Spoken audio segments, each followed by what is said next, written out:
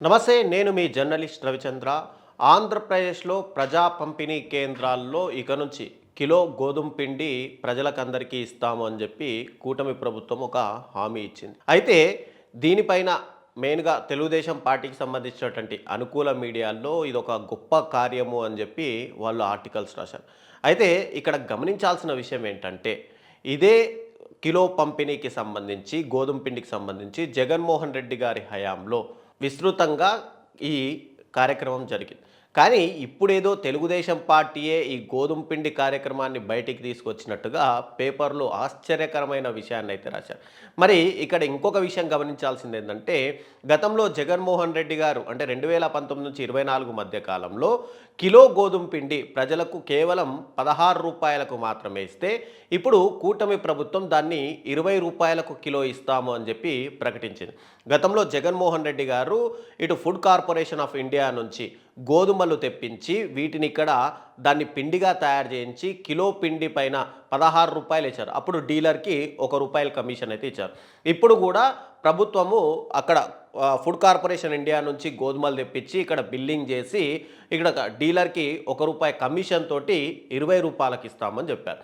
అయితే ఇక్కడ గతంలో టెండర్లు పిలిచి పారదర్శకంగా ఈ మిల్లింగ్ కానీ, ఈ ప్రాసెసింగ్ ప్యాకెట్స్ తయారు చేయడం కానీ ఇదంతా కూడా జగన్మోహన్ రెడ్డి గారి హయాంలో జరిగింది. కానీ ఇప్పుడు ఈ వచ్చినటువంటి గోధుమల్ని ఇక్కడ వాటిని మిల్లింగ్ చేయడం కానీ, ప్యాకింగ్ చేయడం ఇదంతా కూడా కూటమి ప్రభుత్వంలో ఉన్నటువంటి ఒక మంత్రి వియ్యంకుడికి సంబంధించినటువంటి కంపెనీకి ఇచ్చినట్టుగా తెలుస్తుంది.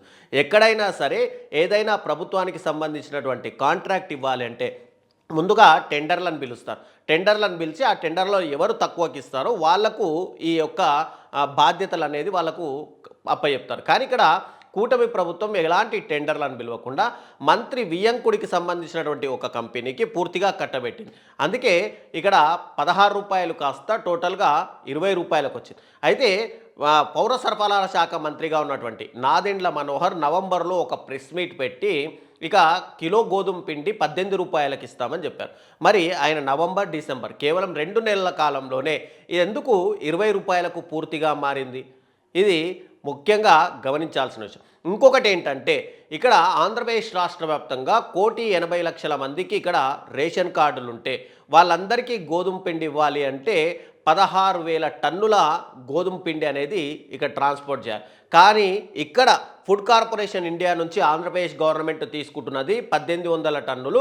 దాన్ని మళ్ళీ పిండిగా చేస్తే 1,600 టన్నులు అవుతుంది. అంటే 16,000 టన్నులకు కేవలం 1,600 టన్నులు మాత్రమే ఇక్కడ ప్రభుత్వం అనేది కాంట్రాక్ట్ పద్ధతిలో తీసుకుంది. మరి వాటిని మిల్లింగ్ చేసి మరి ఎంతమందికి ఇస్తారు?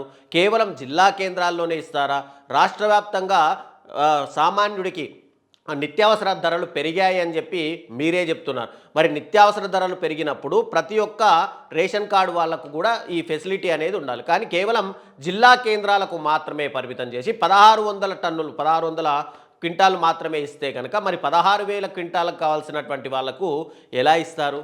సో టోటల్గా ప్రభుత్వము ఇక్కడ జిల్లాల వ్యాప్తంగా అంటే డిస్టిక్ హెడ్ క్వార్టర్లలో మాత్రమే పంపిణీ చేసి మమ అనిపించుకునే ఒక కార్యక్రమం చేస్తున్నట్టుగా అయితే మనకు స్పష్టంగా అర్థమవుతుంది.